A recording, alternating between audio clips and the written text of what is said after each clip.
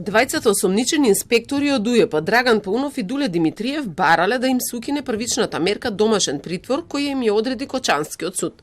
Истиот деновиве одлучил по нивното барање дека сепак треба да се вранат со мерки на предпазливост, дознава Телма. Ова го потврдија и од обвинителството и адвокатот на Паунов.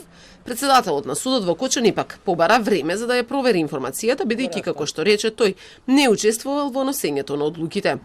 Јас, како судија, не сум постапувал како член на Советот, па од тие причини ке треба да го проверам ваквото тврдење.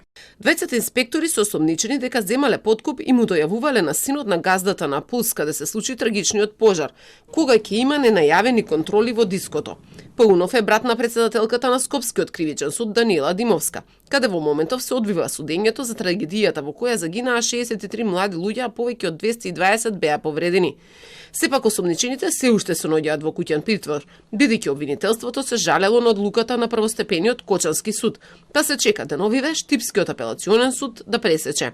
Мерките кои ги одредил судот во Кочани се тие да не го напуштаат градот во кој живеат, да се јавуваат во судот, а ќе треба да им бидат одземени и пасошите.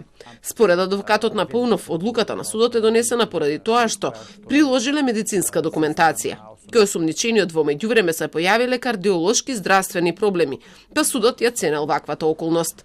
Според информациите на Телма, и другиот осомничен инспектор имал здравствена документација како доказ за укинувањето на мерката притвор.